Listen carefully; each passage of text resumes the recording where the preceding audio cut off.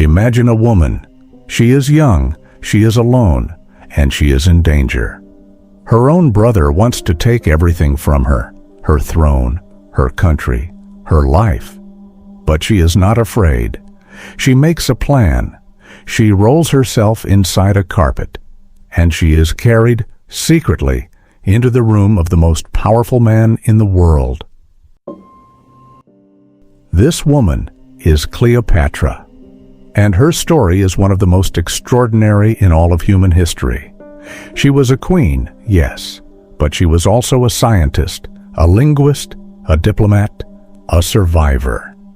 She lived over 2,000 years ago, but the world still talks about her today.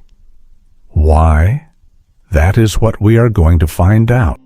Welcome to Akubuzz channel. Here, we improve English listening and comprehension through relaxing travel stories about people, places, tribes, and extreme lives around the world.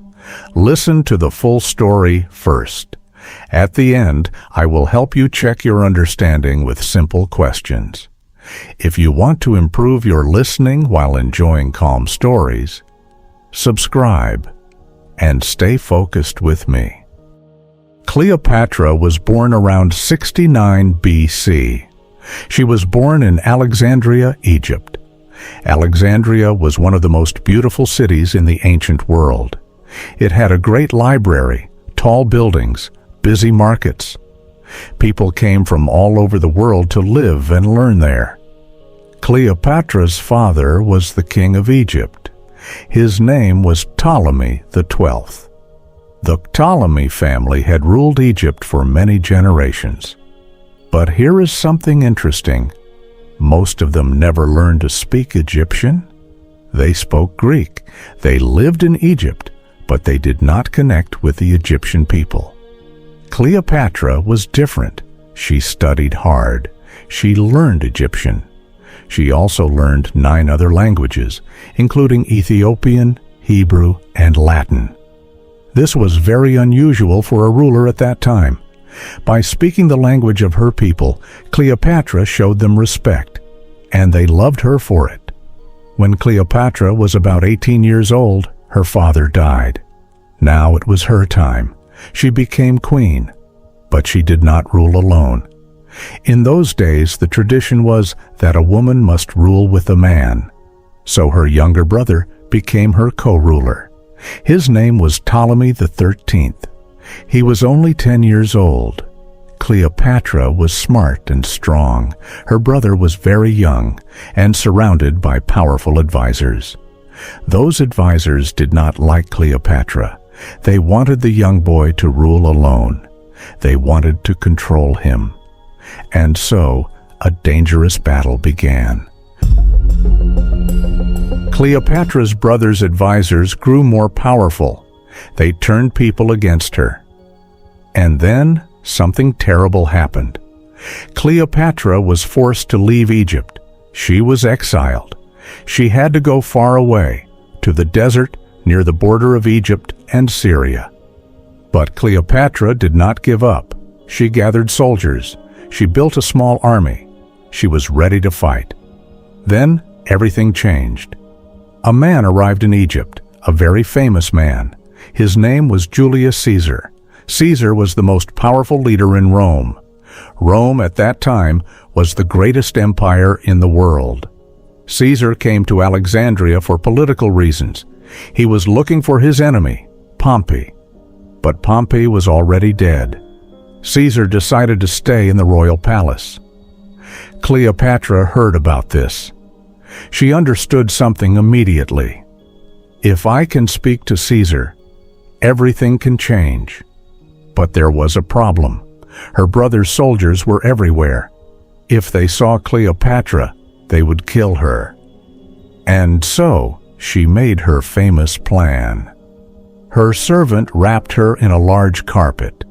The carpet was carried through the palace. It was brought directly to Caesar's room. And when the carpet was unrolled, there was Cleopatra. Caesar was amazed.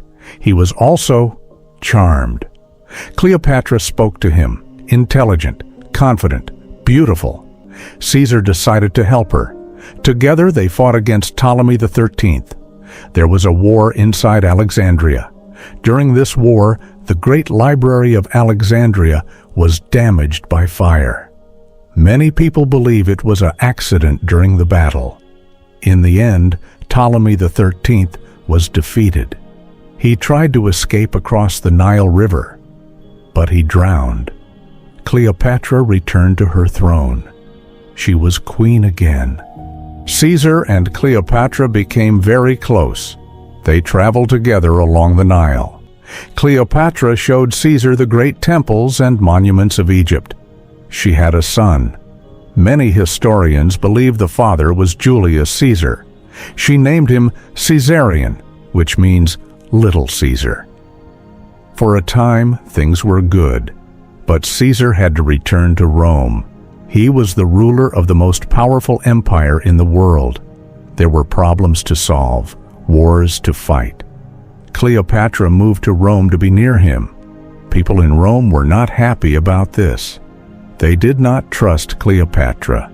They saw her as a foreign queen with too much influence. And then, on March 15, 44 BC, Julius Caesar was assassinated. He was stabbed by a group of Roman senators 23 times. Cleopatra was in Rome when this happened. She was in danger. She quickly took her son and returned to Egypt. She had lost her most powerful protector. She was alone again. But Cleopatra was never defeated for long. After Caesar's death, Rome was divided. 3 men competed for power. One of them was Mark Antony.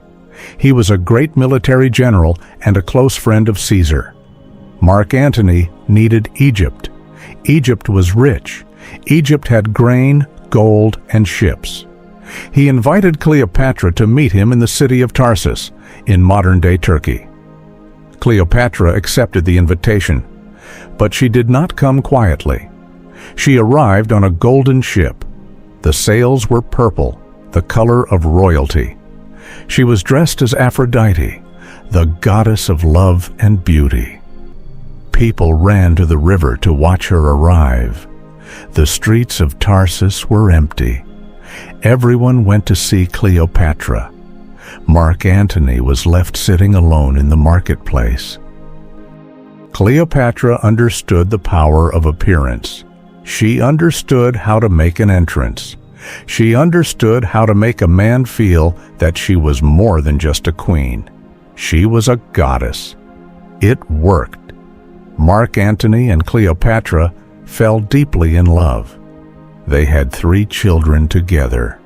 They ruled together between Egypt and Rome. They celebrated together. They dreamed together. For a time, Cleopatra's power was greater than ever. But in Rome, trouble was growing. The 3rd ruler of Rome was a man named Octavian. He was Julius Caesar's adopted son. He was cold, calculating, and very ambitious. Octavian did not like Mark Antony, and he hated Cleopatra. He told the people of Rome that Antony had been bewitched by an Egyptian queen. He said Antony had forgotten Rome. He said Cleopatra wanted to conquer Rome. The Roman people believed him. War came. In 31 BC, Octavian's army and navy faced Antony and Cleopatra at the Battle of Actium, off the coast of Greece. The battle did not go well for Antony and Cleopatra. Their ships were slow and heavy. Octavian's ships were fast. In the middle of the battle, Cleopatra's ships turned and sailed away. Why she did this is still debated by historians today. Was it a strategic retreat? Was she afraid? We do not know for certain. Antony followed her. They had lost the battle, and they had lost the war. Octavian marched toward Egypt. He was coming to take everything. When Antony heard false news that Cleopatra was dead, he was heartbroken. He fell on his sword. He died from his wound shortly after. When Cleopatra found out what had happened, she went to his side. She held him as he died. Then Octavian arrived in Alexandria. He wanted Cleopatra alive. He found Cleopatra and took her as his prisoner. He was not going to kill her. He had a different plan. He wanted to take her to Rome. He wanted to put her in chains and walk her through the streets.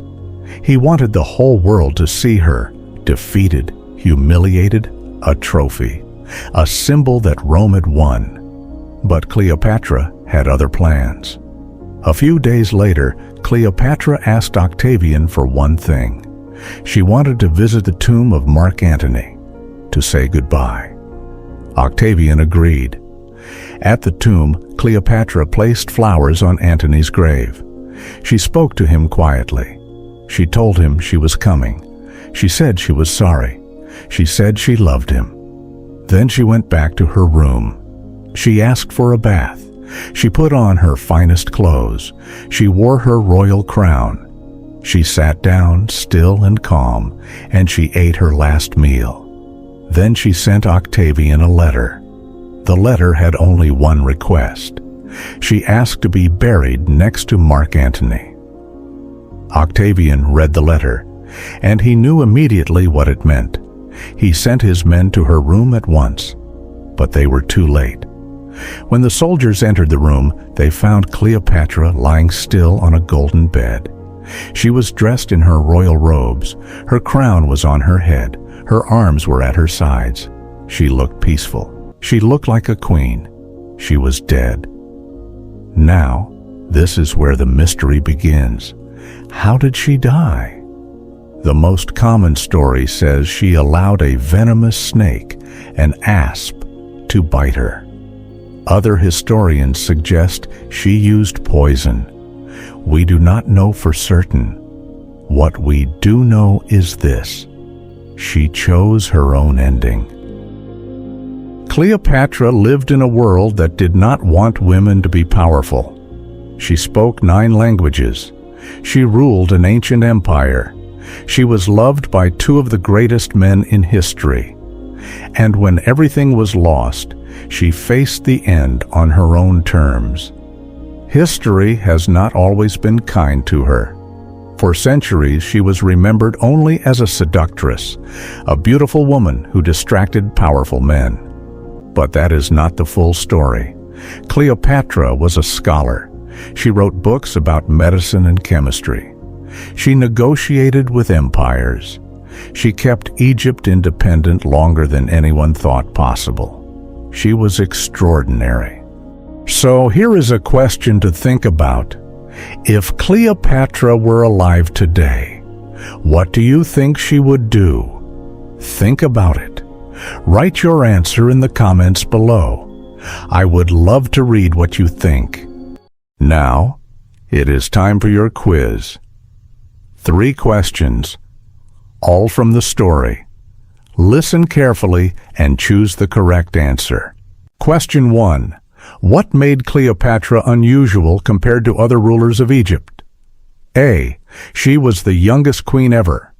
B. She could speak many languages, including Egyptian. C. She was born outside of Egypt. D. She had the largest army in the world.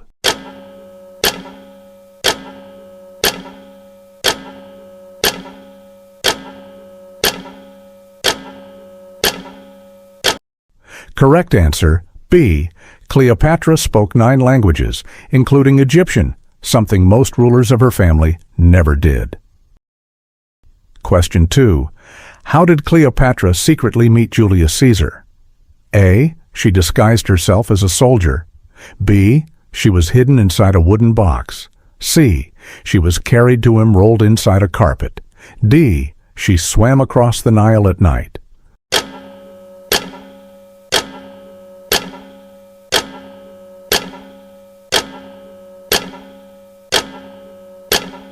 Correct answer, C. Cleopatra had herself hidden in a carpet and carried directly to Caesar's room in the palace. Question 3. Why did Cleopatra choose to die rather than be taken to Rome? A. She was very ill. B. She did not want to be humiliated as a prisoner. She wanted to join Antony in the afterlife. D. She was told to by her priests.